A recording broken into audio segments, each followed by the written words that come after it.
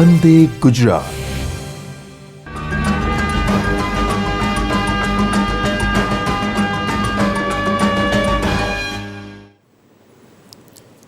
સુપ્રભાતમ. સમગ્ર ગુજરાત રાજ્યના 14,000 ઈ ગ્રામ સેન્ટરમાં ઉપસ્થિત રહેલા ઘેર ઘેરથી આવેલા ખેડૂત મિત્રો, ભાઈઓ અને બહેનો, આજના સુભાષ પાલેકર પ્રાકૃતિક કૃષિ માર્ગદર્શન કાર્યક્રમમાં આપ સૌનું હું હાર્દિક સ્વાગત કરું છું. આજના કાર્યક્રમમાં ગુજરાત રાજ્યના માનનીય ગવર્નર શ્રી દેવવ્રત આચાર્યજી આપણને ઉદ્બોધન કરવાના છે. આપ સૌના વતી સૌથી પહેલાં હું માનનીય ગવર્નર શ્રીનું ફૂલોથી સ્વાગત કરીશ.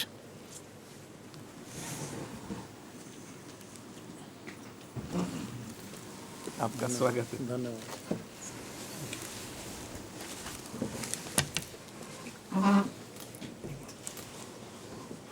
માનનીય ગવર્નર શ્રી આપણા રાજ્યમાં પધાર્યા એને ખૂબ જ ટૂંકો સમય થયો છે. એમણે 15મી ઓગસ્ટ 2019ના દિવસે એટ હોમ કાર્યક્રમમાં પ્રાકૃતિક કૃષિની વાત મૂકી હતી અને તમને બધાને પણ આશ્ચર્ય થશે કે 15મી ઓગસ્ટ 2019 અને આજે 31મી જાન્યુઆરી 2020 લગભગ 5 મહિનાના ટૂંકા ગાળામાં આજે ગુજરાત રાજ્યના ઘેર ઘેર પ્રાકૃતિક કૃષિની વાત પહોંચી ગઈ છે. જીવામૃત કેવી રીતે બનાવવું એની વાત દરેક ગામમાં પહોંચી ગઈ છે. આપણે ખૂબ ઝડપથી કાર્ય શરૂ કર્યું. 4 સપ્ટેમ્બરે રાજ્યમાં આખી કેબિનેટ, ગવર્નરશ્રી, મુખ્યમંત્રીશ્રી અને સમગ્ર રાજ્યના સિલેક્ટ કરેલા ખેડૂતો, અધિકારીઓનો એક દિવસનો વર્કશોપ આપણે કર્યો. 5મી ડિસેમ્બરથી 11મી ડિસેમ્બર આપણે 7 દિવસનો રેસિડેન્શિયલ માસ્ટર ટ્રેનર બનાવવાનો કાર્યક્રમ કર્યો, જેમાં 21,862 તાલીમ આપનારા માસ્ટર ટ્રેનર્સ આપણે તૈયાર કર્યા.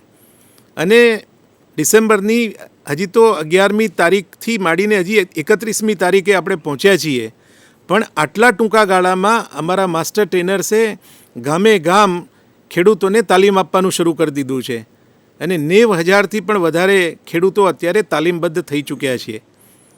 તમે સૌ જાણો છો, હરિયાળી ક્રાંતિએ આપણા માટે બહુ મોટું કામ કર્યું. મબલક પાક આપ્યો, આપણી આવક વધારી આપી, પણ દિવસે દિવસે આપણે રાસાયણિક ખાતરની જરૂરિયાત વધતી ગઈ છે, દવાઓની, જંતુનાશક દવાઓની જરૂરિયાત વધતી ગઈ છે, ખેતીની જમીનની ફળદ્રુપતા ઓછી થઈ રહી છે અને એટલા માટે આપણા માટે બીજા વિકલ્પની જરૂર ઊભી થઈ છે. આપણા આરોગ્યના પ્રશ્નોના મૂળભૂત કારણમાં આપણો ખોરાક પણ જવાબદાર છે અને એટલા માટે જ નવા પ્રકારની ખેતી, જેમાં ખર્ચ ઓછો થાય, ઉત્પાદન ઘટે નહીં અને આપણી આવકને કોઈ આંચ ના આવે, એ માટેના નવા કાર્યક્રમની જરૂરિયાત ઊભી થઈ છે અને એ જરૂરિયાતમાં ગુજરાતે સમગ્ર દેશનું નેતૃત્વ કરવાનું છે.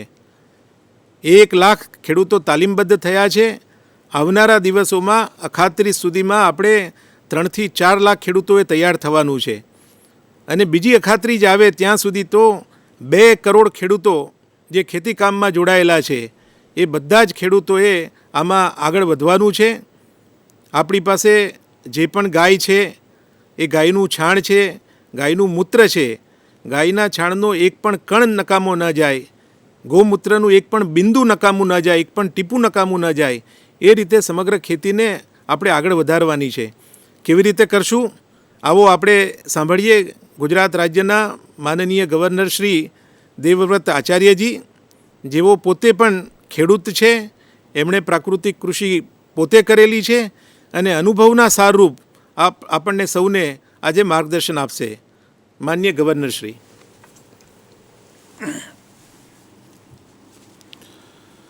आदरणीय श्री पूनम चंद परमार जी, अतिरिक्त मुख्य सचिव कृषि विभाग, आदरणीय श्री के.डी. पांचाल जी, निदेशक समिति और आत्मा, आदरणीय श्री भरत मोदी जी, निदेशक कृषि विभाग, माननीय श्री PM वघासिया जी, निदेशक बागायत विभाग, और बहुत ही सम्मानित स्नेहिल खेडूत बंधुओं, भाई और बहनों, आप सबका आज के इस कार्यक्रम में सम्मिलित होने पर मैं हार्दिक अभिनंदन एवं स्वागत करता हूं। अभी मेरे से पूर्व माननीय परमार साहब ने अब तक की कृषि के क्षेत्र में किए गए नए प्रयास की जानकारी आप लोगों के बीच में प्रस्तुत की है। आप सभी जानते हैं कि 4 सितंबर को महात्मा मंदिर में सुभाष पालेकर प्राकृतिक कृषि का अभियान प्रारंभ हुआ था, जिसमें गुजरात सरकार के माननीय मुख्यमंत्री जी से लेकर कृषि विभाग आत्मा सभी विभागों के अधिकारी, मंत्रीगण, सांसदगण उपस्थित रहे थे और उसमें हजारों किसान भी उपस्थित थे, जिसमें एक लक्ष्य लिया गया कि गुजरात में आने वाले दिनों में हम सुभाष पालेकर प्राकृतिक कृषि के अभियान को जन जन तक पहुंचाने का प्रयास करेंगे। उसी के लक्ष्य को लेकर वड़ताल में 5 से 11 दिसंबर तक लगभग 22,000 किसानों को विधिवत प्रशिक्षण दिया गया और हम सब गुजरात वासी खेडूत भाई बंधुओं के लिए प्रसन्नता की बात है कि इस समय लगभग 22,000 ऐसे खेडूत बंधु और आत्मा के लोग हमारे बीच में हैं, जिन्होंने मास्टर ट्रेनिंग ली है और अब वो इस अभियान से जुड़कर प्रति सप्ताह 8 से 10,000 नए किसानों को गुजरात में प्रशिक्षण दे रहे हैं। इन पिछले 3-4 महीनों में लाखों किसान इस प्रशिक्षण को ले चुके हैं। इसके लिए मैं माननीय परमार साहब, मोदी साहब, पंचाल साहब और माननीय वघासिया जी, इनको मुख्य रूप से बधाई देता हूं कि जिन्होंने पूर्ण समर्पण के साथ, पूरी निष्ठा के साथ किसानों को आगे बढ़ाने का एक स्वप्न देखा है और रात दिन वो लोग इस प्रयास में लगे हुए हैं। मुझे इस बात की भी प्रसन्नता है कि गुजरात सरकार के माननीय मुख्यमंत्री जी, कृषि मंत्री, पशुपालन मंत्री, सभी लोग इस प्राकृतिक कृषि को आगे बढ़ाने के लिए पूर्ण रूप से संकल्पबद्ध हैं और वो किसानों की भलाई के इस मिशन को आगे बढ़ाना चाहते हैं। आज भाई और बहनों, आप लोगों को मैं निवेदन करूंगा कि जिन जिन खेडूत भाइयों ने सुभाष पालेकर जी के सौजन्य से ट्रेनिंग प्राप्त की है, अब वो अपने अपने खेतों में व्यवहारिक रूप से काम शुरू कर दें। जीवामृत, घन जीवामृत और दूसरी कीटनाशक औषधियों की ट्रेनिंग आप सबको दी जा चुकी है। मैं आज विशेष रूप से एक निवेदन आपसे करना चाहूँगा कि अपने आप कोई चीज़ आप इसमें ना मिलाएं। जो ट्रेनिंग दी है उससे बाहर न जाएं। आप कई बार ये सोच लेते हैं कि जीवामृत बनाना है, गोबर गोमूत्र की आवश्यकता की बजाय उसमें भैंस का भी डाल लिया जाए या हॉस्टन फ्रीजन जर्सी गाय का डाल दिया जाए। ये नहीं चल पाएगा, क्योंकि इस प्रकार के प्रयोग मैं स्वयं किसान होने के नाते अपने खेतों में कर चुका हूँ। जब जब मैंने अपनी चलाई वहीं मैं फेल हुआ, सफलता नहीं मिली। इसलिए मैं आप सब खेडूत बंधुओं से निवेदन करूँगा कि बिना देसी गाय के यह खेती संभव नहीं है। आप अपने घर पर कांकरेज या गिर गाय, इन दोनों गाय के गोबर और गोमूत्र का ही प्रयोग करें, इससे अतिरिक्त प्रयोग ना करें। और आपने ट्रेनिंग लेते समय पूर्ण रूप से विधि को लिखा था, उसको बार बार आप पढ़ें और उसके अनुसार ही आप खाद और कीटनाशक तैयार करें। जिस जिस ढंग से प्रयोग बताया उस ढंग से करेंगे तो निश्चित रूप से आपको लाभ होगा। यदि आप उसमें अपनी मनमर्जी का काम करते रहे तो परिणाम ठीक नहीं मिलेंगे। इसलिए सबसे पहले आप इस बात को अच्छी तरह समझ लें, यदि आपने विधिवत इस काम को किया तो हानि हो ही नहीं सकती, आपको इसके बहुत सुखद परिणाम मिलेंगे। मुझे ये भी पता है कि आज के इस मेरे वक्तव्य में कुछ वो खेडूत भाई हैं जो सुभाष पालेकर जी से वड़ताल में ट्रेनिंग ले चुके हैं, लेकिन बहुत सारे खेडूत भाई आज के इस कार्यक्रम में नए भी सम्मिलित हुए हैं। उन नयों का भी मैं स्वागत अभिनंदन करता हूं और उनसे आग्रह करूंगा कि हमारे जितने भी ट्रेनर, प्रशिक्षण देने वाले लोग आपके बीच में आएं।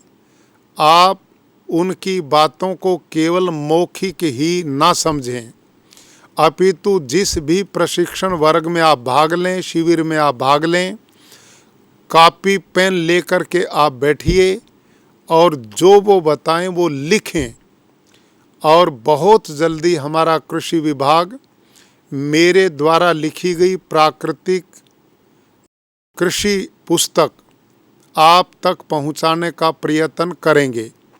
अगले 1 महीने तक वो पुस्तक आपके घर घर पहुंचाने का एक हमारा प्रयास रहेगा, ताकि आपको घर बैठे जो भी चीज़ समझनी है उस पुस्तक में पढ़ कर के और प्रैक्टिकल व्यवहारिक खेतों में उसको करेंगे तो आपको सीधा सीधा लाभ उसका रहेगा। नए खेडूत बंधु आए हैं, पुराने भी लोग हैं, सबसे मैं एक नम्रतापूर्वक निवेदन करता हूं कि आप बहुत लंबे समय से रासायनिक खेती करते आए हैं।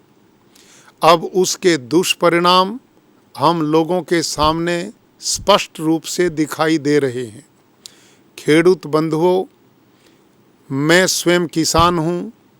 गुरुकुल कुरुक्षेत्र हरियाणा के 200 एकड़ अपनी ज़मीन में मैं इस खेती को पिछले 9 वर्षों से कर रहा हूँ।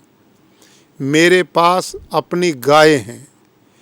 मैंने अनेक वर्षों तक रासायनिक खेती आपकी तरह की है, लेकिन जब मेरी ज़मीन बंजर होने लगी, मेरी लागत बढ़ती चली गई, आमदनी कम होनी शुरू हो गई, कीटनाशक बहुत छिड़काव होने लगे और खेती कोई लाभकारी महसूस नहीं की, तो मैंने उस कृषि पद्धति को छोड़ दिया और पद्म श्री सुभाष पालेकर जी के संपर्क में आकर उनसे विधिवत किसानों की एक ट्रेनिंग मैंने अपने गुरुकुल में करवाई।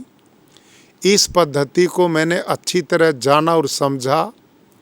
जो मैंने जाना समझा उसका प्रयोग मैंने खेत में किया तो मैं आश्चर्यचकित रह गया कि अब तक मैं इतना खर्चा करके रासायनिक खेती क्यों करता रहा।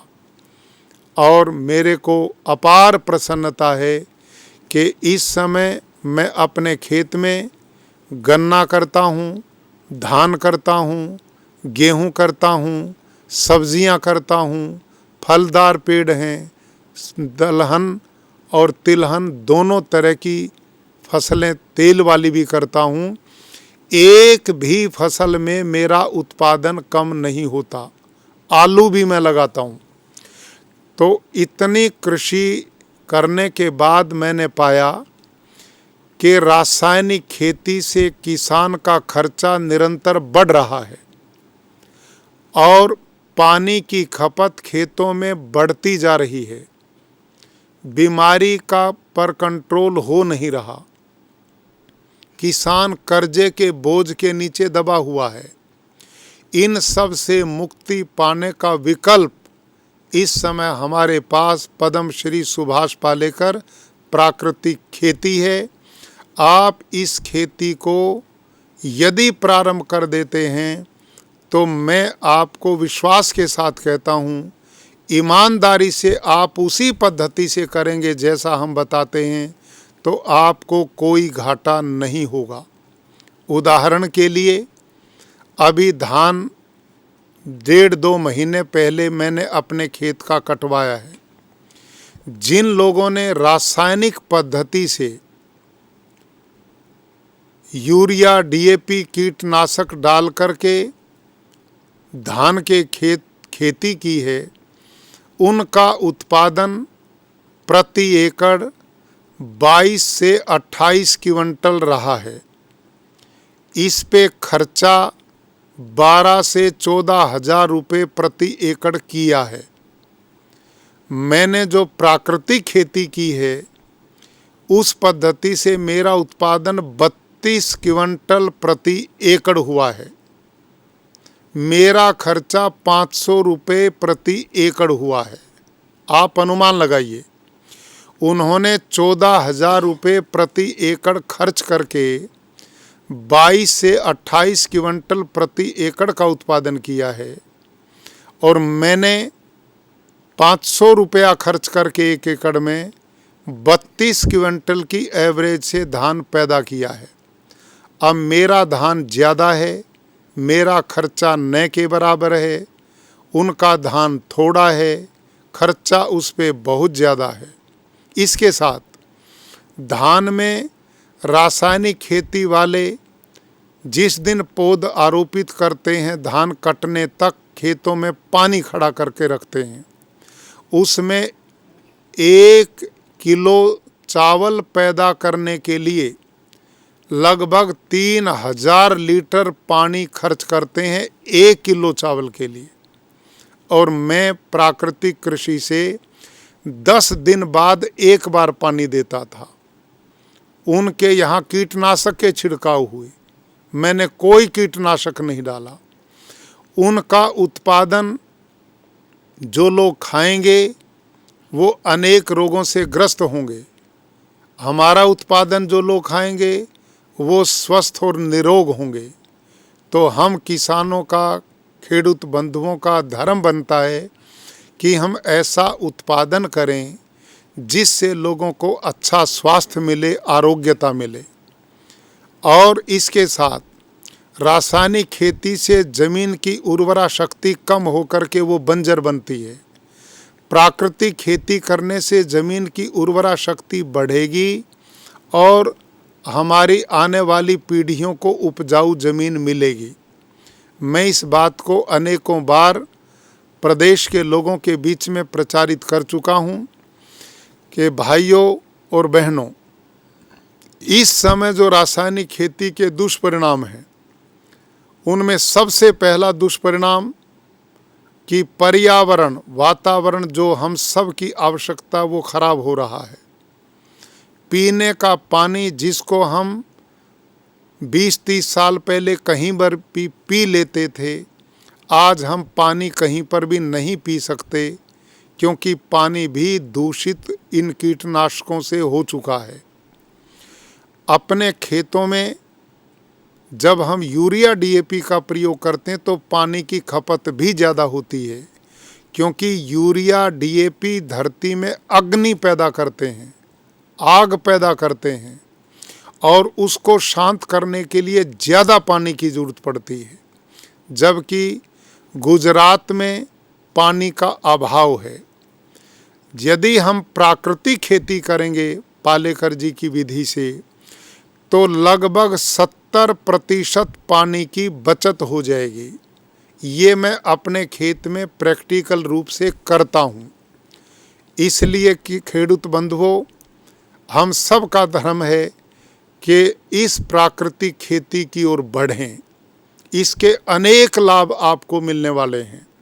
पहला लाभ, आप पर्यावरण को बचाने का पुण्य कमाएंगे, पानी को प्रदूषित होने से बचाएंगे, आप कर्जे से मुक्त होंगे, क्योंकि देसी गाय से ही ये खेती संभव है। देसी गाय का पालना होगा, संवर्धन होगा। आप सब लोग गाय की पूजा करते हैं। खाली गाय को तिलक लगा करके माला पहनाने से कुछ नहीं होगा। असली काम है गौ माता हमारे घर में आए, हम उसका पालन करें, उसकी नस्लों का उन्नत बनाएं, उससे हमारे बच्चों को पीने को दूध मिलेगा, उसके गोबर गौमूत्र से हमारी प्राकृतिक कृषि होगी, और पशुधन यदि हमारे घर में बढ़ेगा तो किसान की अतिरिक्त आय का भी रास्ता खुलेगा। अच्छा पशुधन, अच्छी नस्ल की गौएं आप अधिक से अधिक बढ़ाइए, ताकि उनका दूध बेच करके भी आप अतिरिक्त कमाई कर सकते हैं। गुजरात प्रांत का सौभाग्य है कि यहाँ पर कोऑपरेटिव सिस्टम से दूध का बहुत अच्छा बेचा जा सकता है, अच्छा मूल्य मिल सकता है और लोगों को मिल रहा है। अपनी खेती के साथ पशुपालन का भी व्यवसाय आप जोड़ करके चलते हैं तो आपको अतिरिक्त आय के रास्ते इससे बनेंगे। और इस खेती का लाभ, प्राकृतिक खेती हम करते हैं तो हमारा उत्पादन जो भी लोग खाएंगे आपको दुआएं देंगे, आपको शुभ आशीष देंगे, क्योंकि उनका स्वास्थ्य अच्छा बनेगा। तो ये अनेक लाभ हैं। और इसके अतिरिक्त भारत के यशस्वी प्रधानमंत्री श्रीमान नरेंद्र मोदी जी ने एक आह्वान किया है कि हम 2022 तक भारत के किसान की आय को दोगुना करना चाहते हैं। उनकी किसानों की इस आय को बढ़ाने की चिंता विकल्प के रूप में यदि कोई बढ़ाने की क्षमता रखती तो ये प्राकृतिक कृषि है। क्यों? क्योंकि इसमें लागत शून्य हो जाती है, उत्पादन घटता नहीं। और जब लोगों को ये पता लगेगा कि ये प्राकृतिक उत्पादन है, इसमें कीटनाशक का प्रयोग नहीं है, इसमें यूरिया डीएपी का प्रयोग नहीं है, ये पूर्ण रूप से जहर मुक्त है, तो लोग दोगुनी कीमत पर आपके उत्पादन को खरीदेंगे। खेडूत बंधुओं, आपको विश्वास के साथ मैं कहता हूँ कि यदि ईमानदारी से आपने प्राकृतिक खेती के उत्पाद बाजार में उतारे और लोगों को ये पता लग गया कि इसमें कोई यूरिया, पेस्टिसाइड, डीएपी नहीं है, तो आपके उत्पादन को लोग डबल कीमत से लेने के लिए आगे आएंगे। इसका प्रमाण मैं आपके बीच में हूँ।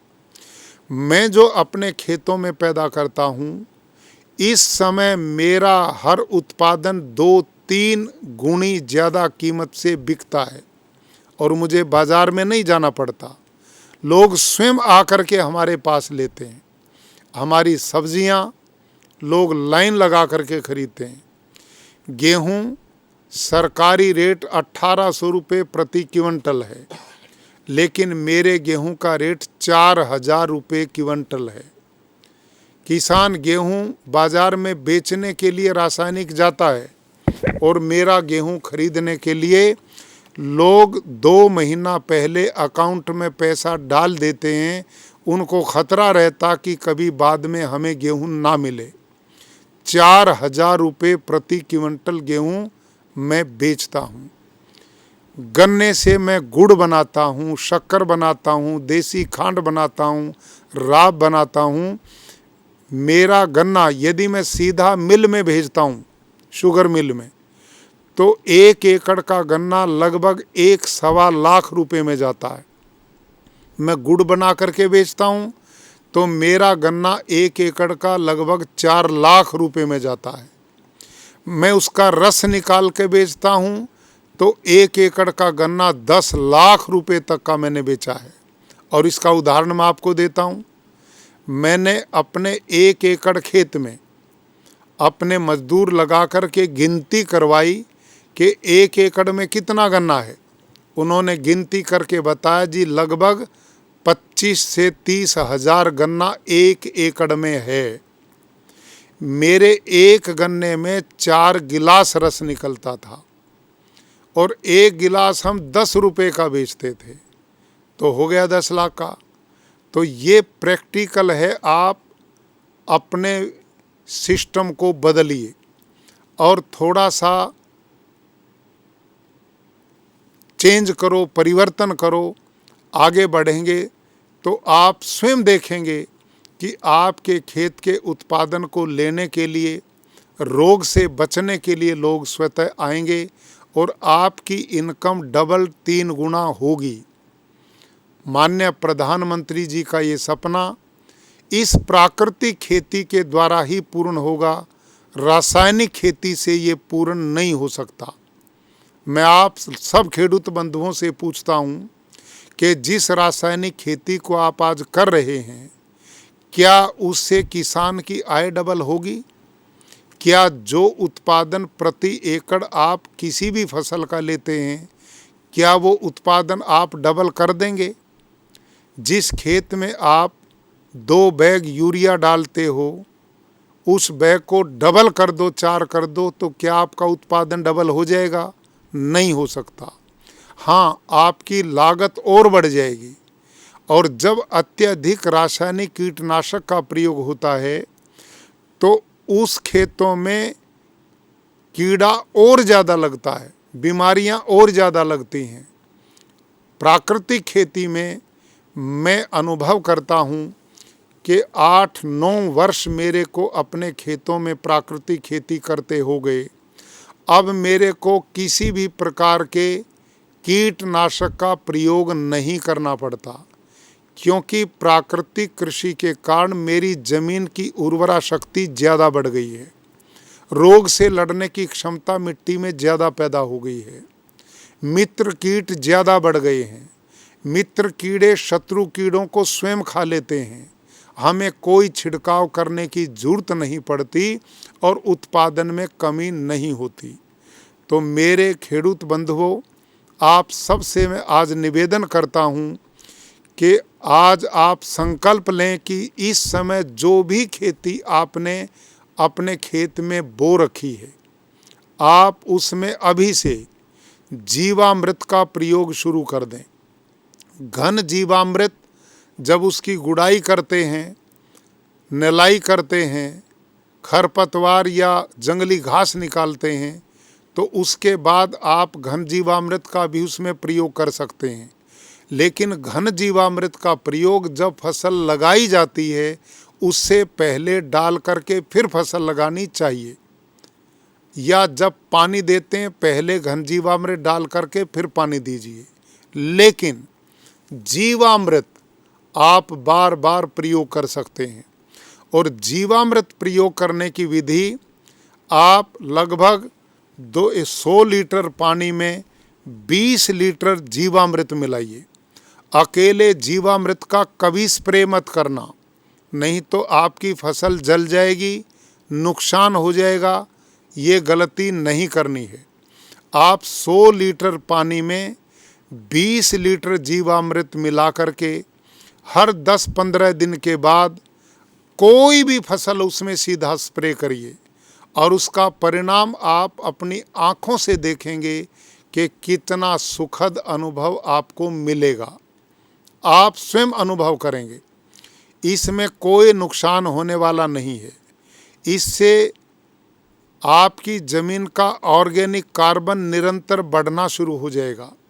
गुजरात की धरती में ऑर्गेनिक कार्बन की कमी है, इससे उत्पादन क्षमता घटती जाएगी, ज़मीन बंजर हो जाएगी यदि आपने ज़्यादा रासायनिक खादों का प्रयोग किया। लेकिन यदि आप जीवामृत, घन जीवामृत का प्रयोग करते हैं तो निश्चित रूप से आपकी ज़मीन की उर्वरा शक्ति बढ़ती ही चली जाएगी और आपको इसका परिणाम सामने देखने को मिलेगा। तो पहला कि जो भी फसल आपने लगाई है, ये नहीं देखना कौन सी है, सब्जी है, तिलहन है या आपके दूसरी फसल है, जो भी फसल इस समय खेत में है, आप जीवामृत बनाओ, और जीवामृत बनाने की विधि हमारे सभी ट्रेनर लोग आपके बीच में आपको दे रहे हैं। और मोटा समझना है तो मैं भी आपके सामने बता देता हूँ। आप कॉपी पेन लेकर बैठे हो तो लिख भी सकते हैं, नहीं ध्यान से सुनेंगे, और जो ट्रेनर आपके बीच में बाद में उनसे पूरी जानकारी लीजिए, ताकि आपको जीवामृत बनाने की विधि ठीक आए, घन जीवामृत बनाने की विधि ठीक आए, बीजामृत जब बीज बोते हैं तो उसको शोधन करने की विधि पूर्ण रूप से आपने सीखनी चाहिए। ये बार बार आपके काम आने वाली विद्या है। तो आप क्या काम करें, अपने घर में देसी गाय जरूर लें। देसी गाय का दूध A2 है, जो पीने के लिए सर्वोत्तम माना गया है।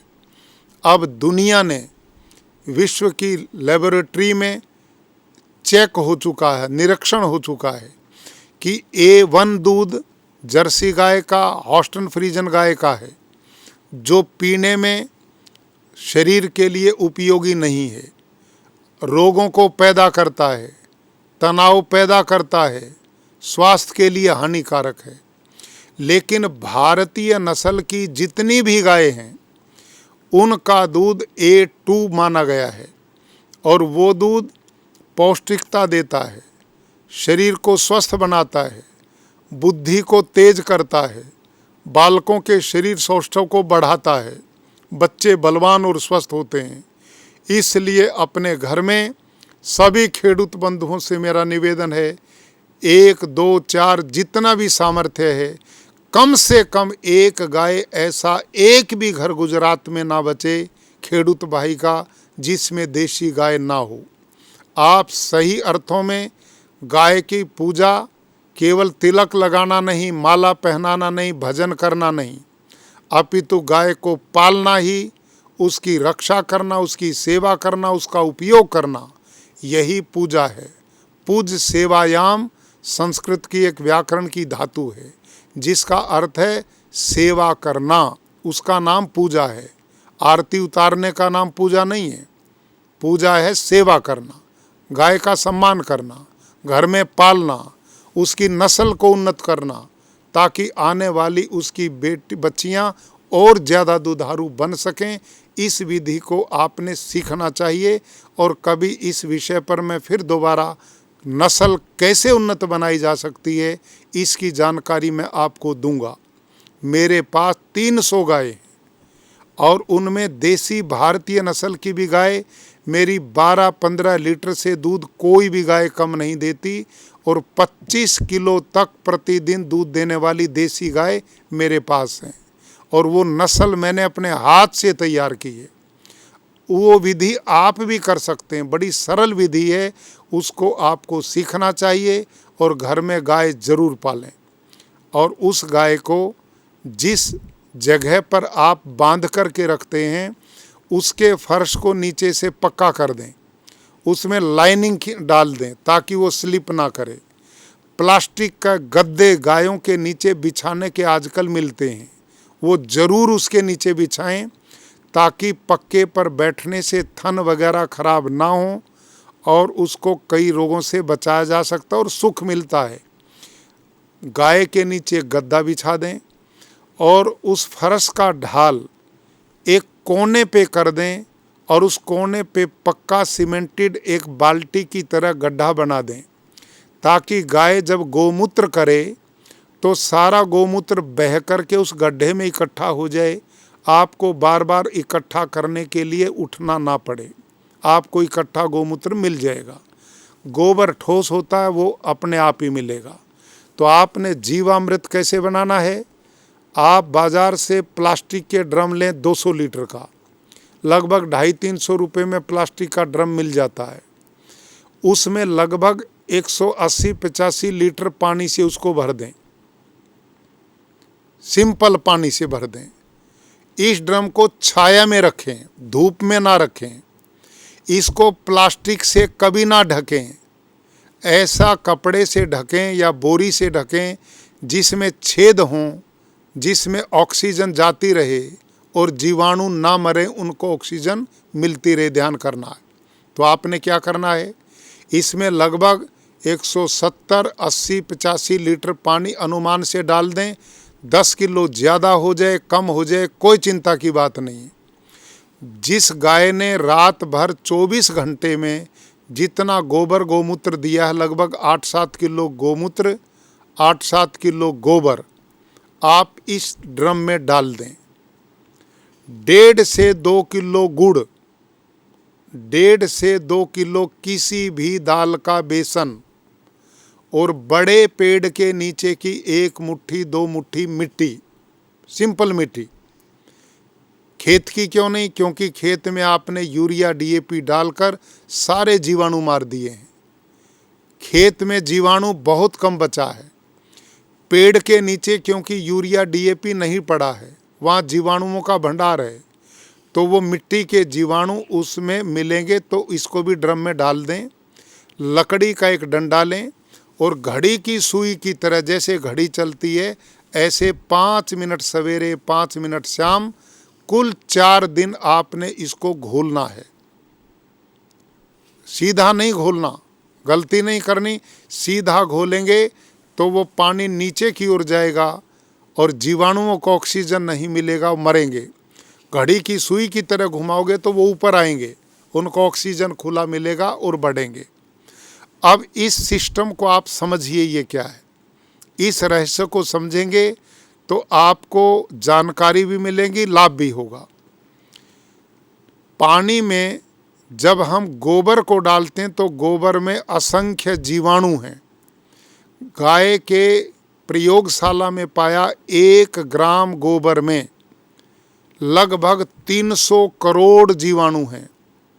जब गाय दूध नहीं देती उन दिनों ये जीवाणु 500 करोड़ तक बढ़ जाते हैं, क्योंकि दूध वाली शक्ति के जीवाणु निर्माण में लग जाती है।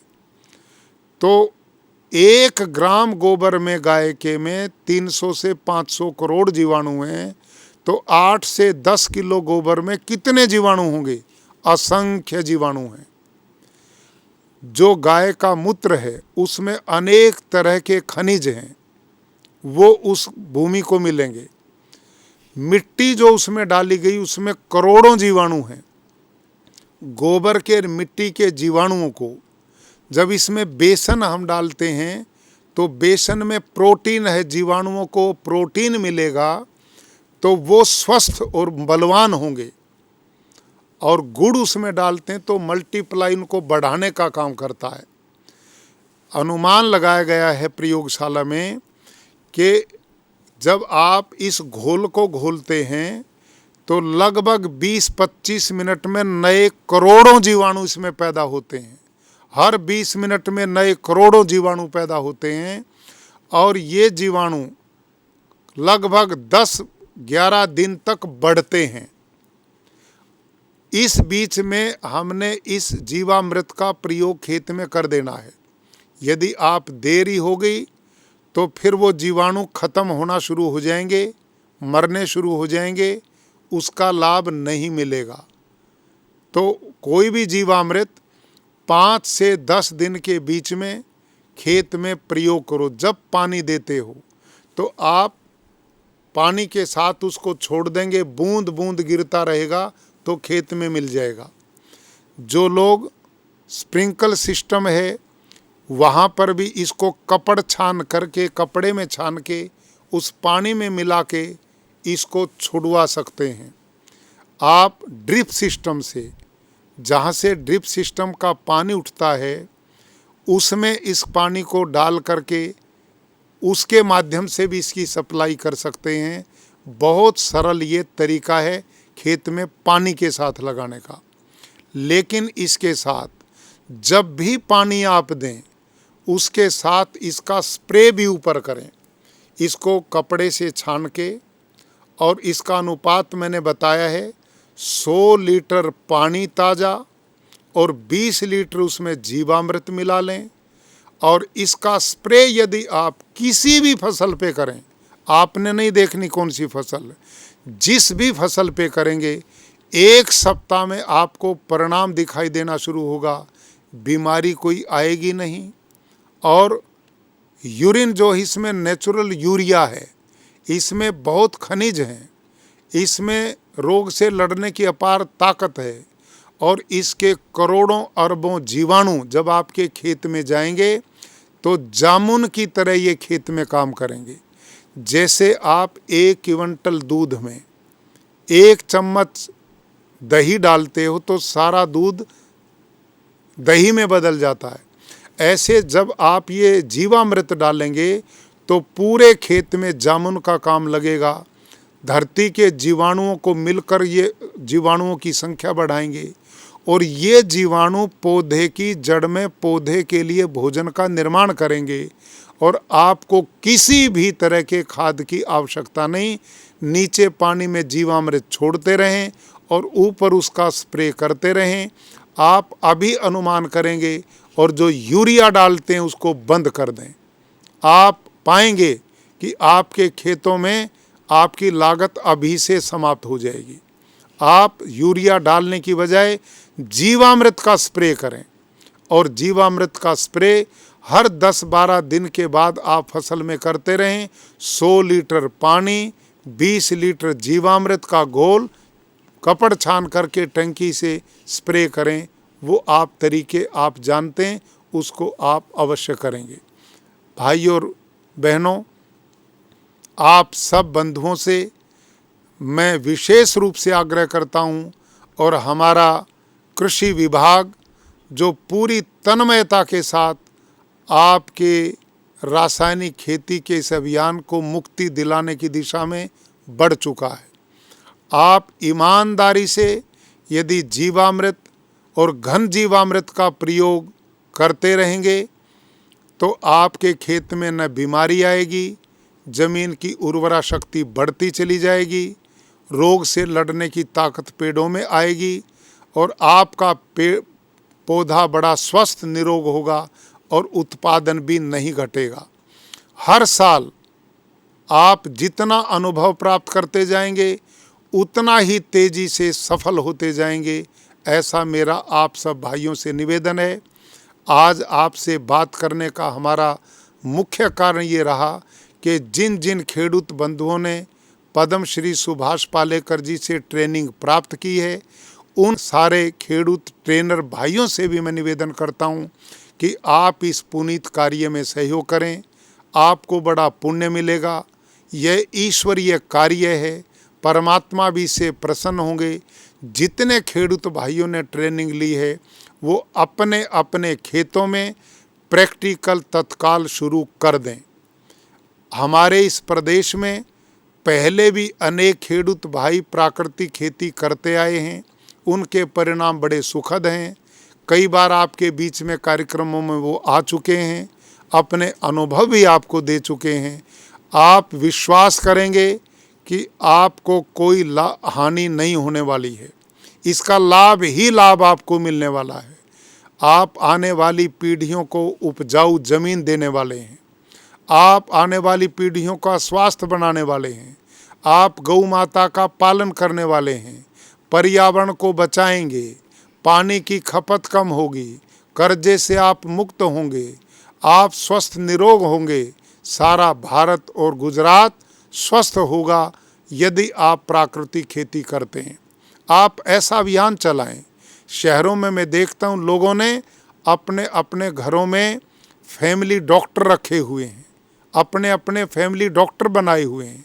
आप ऐसा वातावरण बनाओ कि शहरों के लोग फैमिली खेडूत इकट्ठा करना शुरू कर दें, फैमिली खेडूत की कल्पना करें। वो ऐसे किसानों के संपर्क में आएं कि हम खाएंगे तो शुद्ध आहार लेंगे, ऐसा वातावरण पूरे प्रदेश में और देश में बनेगा।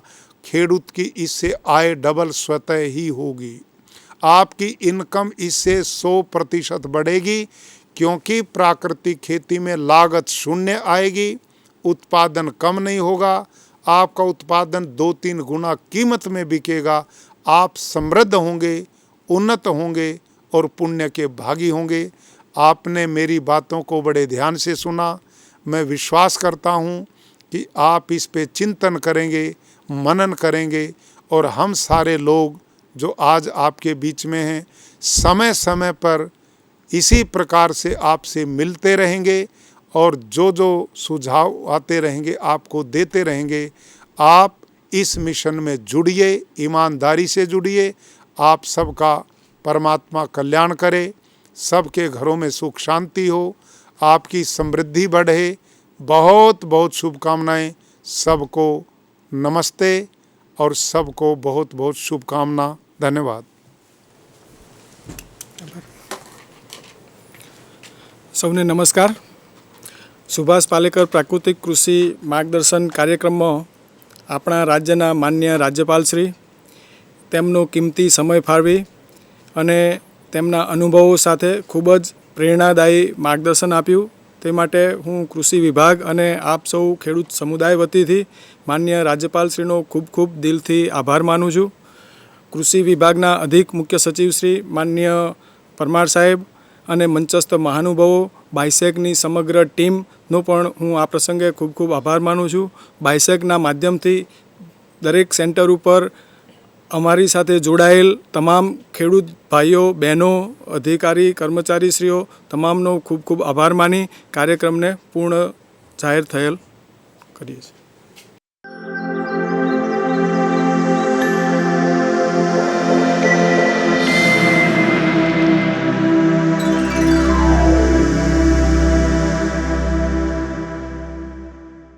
प्राकृतिक खेती, प्रकृति तरफ प्रयाण। किस प्रकार से केमिकल फर्टिलाइजर का उपयोग कर रहे हैं, पेस्टिसाइड्स का उपयोग कर रहे हैं, हम हमारी इस धरती मां को तबाह कर रहे हैं। इस मां के संतान के रूप में, एक किसान के रूप में मुझे मेरी धरती मां को तबाह करने का हक नहीं है। કુદરતે કૃષિ સંસ્કૃતિમાં એક સંકલિત શૃંખલા અને ઇકોસિસ્ટમની રચના કરી છે. ખેતીના તમામ તબક્કાઓમાં પ્રકૃતિ સાથેનું સંયોજન તેમજ રાસાયણિક ખાતરો અને જંતુનાશક દવાઓ પાછળ કરવામાં આવતા ખર્ચમાંથી મુક્તિ એટલે પ્રાકૃતિક खेती. આવો આપણે સૌ પ્રાકૃતિક खेती અપનાવી પ્રકૃતિ તરફ પ્રયાણ કરીએ. भारत के यशस्वी प्रधानमंत्री श्रीमान नरेंद्र मोदी जी के इस देश की प्रगति के लिए कुछ बिंदु हैं। उसमें सर्वाधिक यदि मैंने शक्ति लगाई तो वो सुभाष पालेकर प्राकृतिक कृषि की दिशा में वहाँ काम किया। हमें ऐसा रास्ता चाहिए कि गांव का पैसा गांव में, शहर का पैसा भी गांव में और भारत का किसान समृद्ध हो। ये रास्ता है जो सुभाष पालेकर की विधि में। सुभाष पालेकर जी की जो विधि है वो एक देसी गाय से 30 एकड़ की खेती पे आधारित है. રાસાયણિક ખાતરો અને જંતુનાશક દવાઓનો ખર્ચ શૂન્ય. ખૂબ ઓછા પાણીની જરૂરિયાત. ખેડૂતોને કોઈ વસ્તુ બહારથી લેવાની જરૂર નહીં. ખેતી ખર્ચ નહિવત. પ્રાકૃતિક ખેતીમાં જમીનમાં પુષ્કળ પ્રમાણમાં અળસિયા આવે છે તે જમીનને છિદ્રાળુ કરે છે. પ્રાકૃતિક ખેત પેદાશ રાસાયણિક અવશેષો મુક્ત હોવાથી બજારમાં સારા ભાવ મળી રહે. પર્યાવરણની જાળવણી અને સંવર્ધન થાય. ઓછો ખર્ચ, વધુ ઉત્પાદન, યોગ્ય કિંમત મળતા ખેડૂતોની આવકમાં વધારો થાય. ખેડૂતો ગાય પાળતા થશે જેથી ગાયનું પાલન પોષણ થશે. લોકોના આરોગ્યમાં સુધારો થશે. ખેડૂતોને કોઈ વસ્તુ બહારથી લેવી ના પડે. આમ ખર્ચ વગરની ખેતી થઈ શકે. પ્રાકૃતિક ખેતીના મુખ્ય 4 સિદ્ધાંતો. બીજામૃત, બીજ સંસ્કાર દ્વારા બીજનું સુરક્ષા કવચ. આચ્છાદન, વધારે હ્યુમસ આપે વધારે ફળદ્રુપતા. જીવામૃત, ગાયના ગોબરના ઉપયોગથી જીવાણુઓનું જતન. વાપસા, છોડને પાણીની નહીં પણ ભેજની જરૂર. નિમાસ્ત્ર, અગ્નિ અસ્ત્ર, બ્રહ્માસ્ત્ર, 10 પરણી અર્ક દ્વારા રોગ અને જીવાતનું પણ આસાનીથી નિયંત્રણ કરી શકાય છે. ગુજરાત પણ આ દિશામાં આગળ વધવા માંગે છે અને આ કાર્યક્રમ યોજીને સુભાષ પાલેકરજી અને રાજ્યપાલનું માર્ગદર્શન આપણે સૌને મળે એટલા માટે આ ખાસ કાર્યક્રમ આપણે રાખ્યો છે. ખેડૂતના આંગણે એક દેશી ગાય રાખીએ અને તેના ગૌમૂત્ર સાથે શેઠે પાળે થતી વનસ્પતિનો ઉપયોગ ખેતીમાં કરીએ। उस समय हरित क्रांति समय की मांग थी, आज प्राकृतिक कृषि समय की मांग। सुभाष पालेकर प्राकृतिक कृषि में जो कपास लिया गया है, देशी बीजों का उत्पादन बीटी रासायनिक से भी ज्यादा मिल रहा है, बोलवर्म का अटैक नहीं है। ચાલો આપણે સૌ પ્રાકૃતિક ખેતી કરીએ અને ગ્રામ ઉત્થાન થકી રાષ્ટ્રનું નિર્માણ કરીએ। पारदर्शक, संवेदनशील, निर्णायक, प्रगतिशील गुजरात सरकार।